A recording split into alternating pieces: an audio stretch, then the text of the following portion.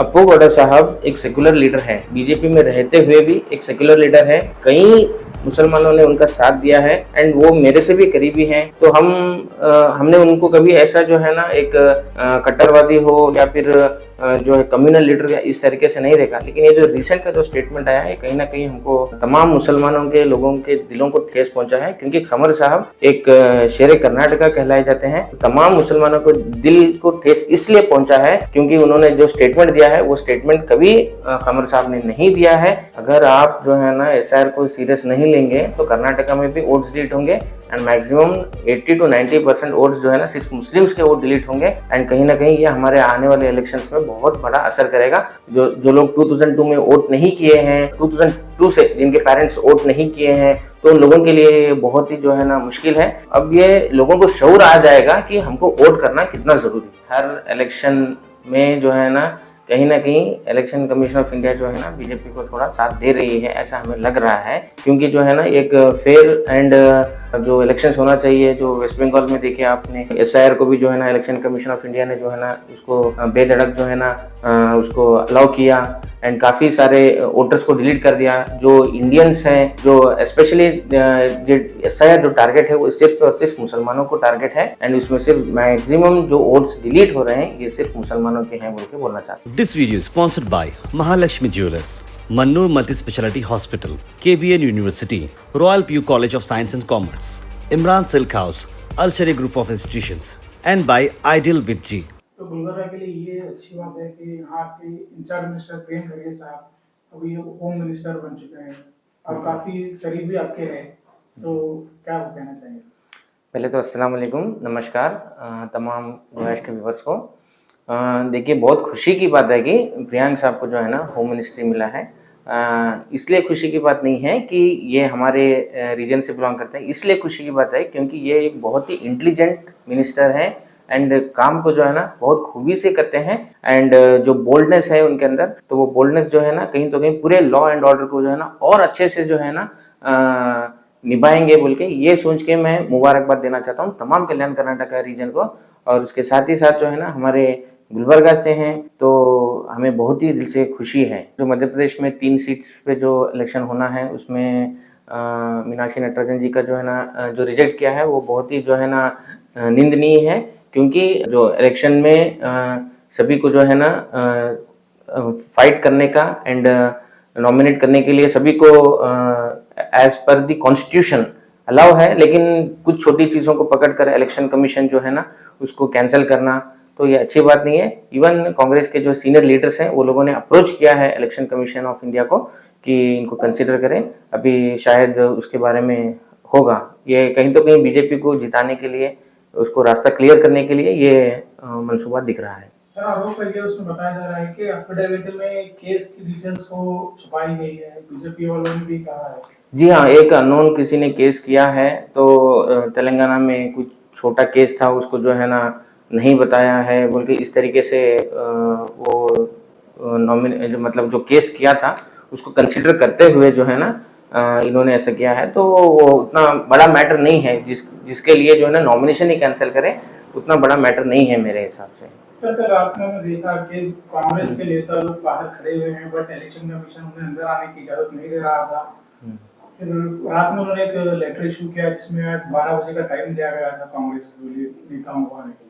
देखिए मैं वही बताना चाह रहा हूँ, पहले से लेके हर इलेक्शन में जो है ना कहीं इलेक्शन कमीशन ऑफ इंडिया जो है ना बीजेपी को थोड़ा साथ दे रही है, ऐसा हमें लग रहा है। क्योंकि जो है ना एक फेयर एंड जो इलेक्शंस होना चाहिए, जो वेस्ट बंगाल में देखिए आपने एसआईआर को भी जो है ना इलेक्शन कमीशन ऑफ इंडिया ने जो है ना उसको बेधड़क जो है ना उसको अलाउ किया एंड काफ़ी सारे वोटर्स को डिलीट कर दिया। जो इंडियंस हैं, जो स्पेशली एसआईआर जो टारगेट है वो सिर्फ और सिर्फ मुसलमानों को टारगेट है एंड उसमें सिर्फ मैक्सिमम जो वोट्स डिलीट हो रहे हैं ये सिर्फ मुसलमानों के हैं बोल के बोलना चाहता हूँ।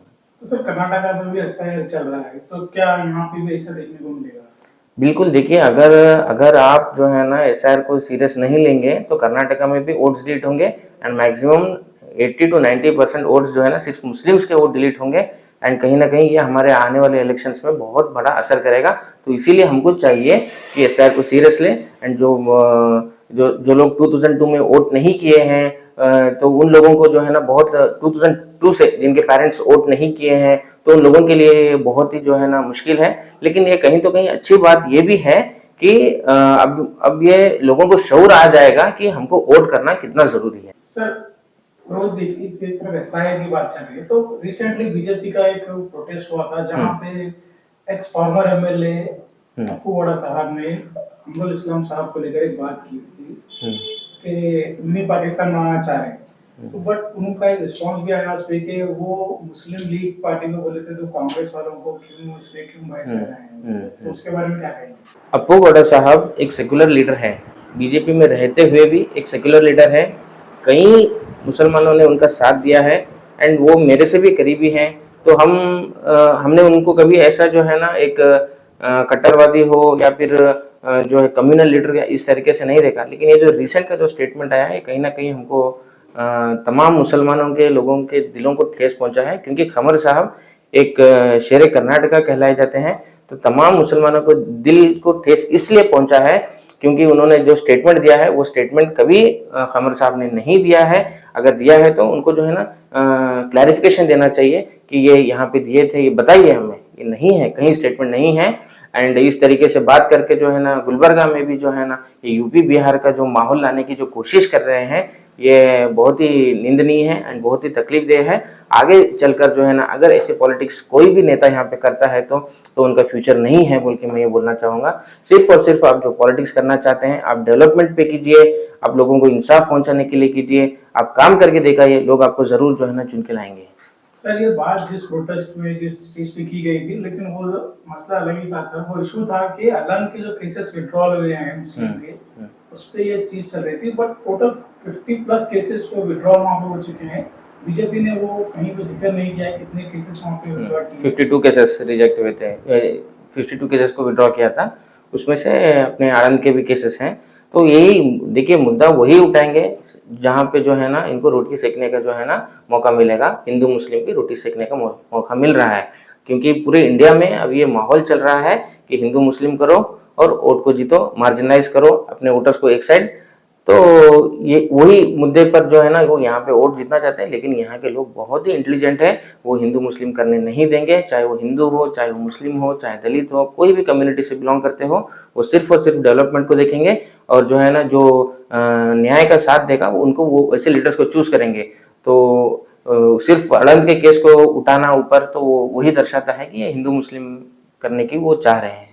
सर लेकिन कोई कांग्रेस के लीडर्स भी इसके बारे में क्लियरिफिकेशन नहीं दिया अलन केस के बारे में। इतने केसेस विड्रॉल हुए सिर्फ अलन को टारगेट करके बताया जा रहा है, तो कहीं ना कहीं लगता है कि मुस्लिम को कमजोर करने की बात की जा रही है। तो टारगेट सिर्फ मुस्लिम को क्यों हो रहा है कांग्रेस में? नहीं, कांग्रेस में अगर मुस्लिम ही होता तो ऐसा ये केसेस विड्रॉ करना वगैरह ऐसा नहीं होता था। ऐसा कुछ नहीं है। देखिए जेन्युइन केसेस जहाँ पे ऐसा लगा है कि ये चीज़ नहीं करना चाहिए था तो वैसे केसेस को विड्रॉ किया है। ऐसा कुछ कांग्रेस सिर्फ मुसलमानों के साथ हो या फिर मुसलमानों के अगेंस्ट हो, ऐसा नहीं है। मुझे कांग्रेस एक सेकुलर पार्टी है, वो हिंदू के साथ भी है, मुस्लिम के साथ भी है, दलित के साथ भी है, क्रिश्चियन के साथ भी है, हर एक पार्टी के साथ भी है। इसीलिए जो है ना तमाम लोग उनके सपोर्ट दे रहे हैं और आने वाले दिनों में जो है ना सेंटर में भी आप इंशाल्लाह कांग्रेस देखेंगे।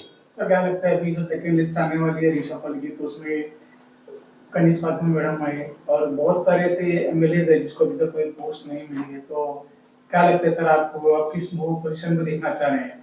मैं चाहूँगा कि ज़मीर अहमद साहब को भी अच्छी मिनिस्ट्री मिले। मैं चाहूँगा कनीज फातिमा मैडम को भी जो है ना अच्छी मिनिस्ट्री मिले। देखिए मुस्लिम पॉपुलेशन के हिसाब से जो है ना जितने रिप्रेजेंटेटिव है वो काफ़ी कम है।